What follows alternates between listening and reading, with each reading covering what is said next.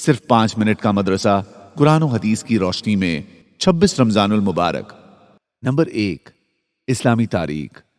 حضرت عمر بن عبدالعزیز رحمۃ اللہ علیہ۔ حضرت عمر بن عبدالعزیز رحمۃ اللہ علیہ کی پیدائش 61 ہجری میں ہوئی۔ آپ رحمۃ اللہ علیہ کی ماں ام عاصم حضرت فاروق اعظم رضی اللہ عنہ کی پوتی تھی۔ اس رشتے کی تاریخ یہ ہے کہ ایک مرتبہ حضرت عمر رضی اللہ عنہ نے اپنے زمانے خلافت میں یہ اعلان کروایا کہ کوئی دودھ میں پانی نہ ملائے۔ اسی زمانے میں ایک رات گشت پر تھے کہ ایک گھر سے آواز آئی، بیٹی صبح ہو رہی ہے، دودھ میں پانی ملا دے۔ بیٹی نے جواب دیا کہ اماں، آپ کو معلوم نہیں کہ امیر المومنین نے اس سے منع فرمایا ہے؟ ماں نے کہا کہ امیر المومنین اس وقت کہاں ہیں، ان کو کیا خبر؟ بیٹی نے جواب دیا، امیر المومنین کو خبر نہیں تو کیا ہوا، خدا تو دیکھ رہا ہے۔ حضرت عمر رضی اللہ عنہ نے اس گھر کو نظر میں رکھ لیا اور اپنے بیٹے عاصم سے کہا کہ تم اس لڑکی سے شادی کر لو، مجھے امید ہے کہ اس سے ایسا جوان مرد پیدا ہوگا جو سارے عرب پر حکومت کرے گا۔ عاصم نے اس سے نکاح کر لیا۔ حضرت عمر رضی اللہ عنہ کی پیشن گوئی کے مطابق اس خاندان میں عمر بن عبدالعزیز رحمۃ اللہ علیہ پیدا ہوئے، جنہوں نے خلافت راشدہ کے طرز پر حکومت کی، یہاں تک کہ انہیں عمر ثانی، دوسرا عمر کہا جانے لگا۔ نمبر 2، آپ صلی اللہ علیہ وسلم کا معجزہ۔ آپ صلی اللہ علیہ وسلم کی انگلیوں سے پانی جاری ہونا۔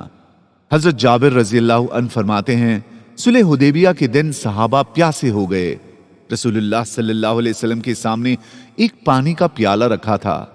آپ صلی اللہ علیہ وسلم نے وضو فرمایا، پھر بچے ہوئے پانی کی طرف لوگ لپکے۔ رسول اللہ صلی اللہ علیہ وسلم نے پوچھا، کیا ہوا؟ انہوں نے عرض کیا، نہ ہمارے پاس پینے کو پانی ہے اور نہ وضو کرنے کو، بس یہی پانی ہے جو آپ کے سامنے رکھا ہے۔ آپ صلی اللہ علیہ وسلم نے اپنا ہاتھ پیالے میں رکھ دیا، پانی آپ صلی اللہ علیہ وسلم کی انگلیوں میں سے چشمے کی طرح ابلنے لگا۔ ہم نے پیا اور وضو بھی کیا۔ ان سے پوچھا گیا، کتنے آدمی تھے؟ فرمایا 1500 تھے، اور اگر 1,00,000 ہوتے تب بھی کافی ہو جاتا۔ نمبر 3، ایک فرض کے بارے میں، صدقہ فطر واجب ہے۔ حضرت عبداللہ بن عباس رضی اللہ عنہما بیان کرتے ہیں کہ رسول اللہ صلی اللہ علیہ وسلم نے بے حیائی اور فضول باتوں سے روزے کی صفائی کے لیے اور غریبوں کے کھانے کے انتظام کے لیے صدقہ فطر کو واجب قرار دیا ہے۔ نمبر 4، ایک سنت کے بارے میں، تجارت میں برکت کی دعا۔ آپ صلی اللہ علیہ وسلم نے حضرت حکیم بن حزام رضی اللہ عنہ کو تجارت میں برکت کے لیے یہ دعا دی، بارک اللہ فی تجارتک۔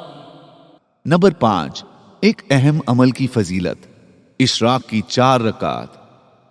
رسول اللہ صلی اللہ علیہ وسلم نے فرمایا، اللہ تعالیٰ فرماتا ہے کہ اے ابن آدم، تو دن کے شروع حصے میں میرے لیے 4 رکعتیں پڑھ لیا کر، یعنی اشراق کی نماز، میں دن بھر کے تیرے سارے کام بنا دوں گا۔ نمبر 6، ایک گناہ کے بارے میں، زکوٰۃ ادا نہ کرنا۔ رسول اللہ صلی اللہ علیہ وسلم نے فرمایا، جس شخص کے پاس مال ہو اور وہ اس کی زکوٰۃ ادا نہ کرتا ہو تو وہ مال کل قیامت کے دن ایک ایسا سانپ بنا دیا جائے گا جو گنجا ہوگا اور اس کی آنکھوں پر 2 کالے نقطے ہوں گے، پھر وہ سانپ اس کو قیامت کے دن اپنے جبڑے سے پکڑ کر کہے گا کہ میں ہی تیرا مال ہوں، میں ہی تیرا خزانہ ہوں۔ نمبر 7، دنیا کے بارے میں، دنیا میں اللہ سے حیا کا مطلب۔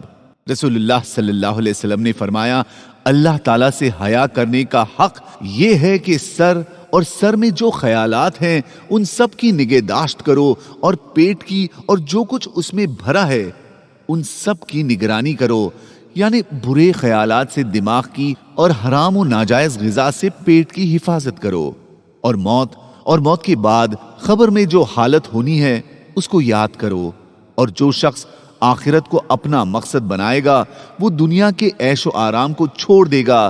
جس نے یہ سب کچھ کیا سمجھو اس نے اللہ سے حیا کرنے کا حق ادا کر دیا۔ نمبر 8، آخرت کے بارے میں، معذرت کچھ کام نہ آئے گی۔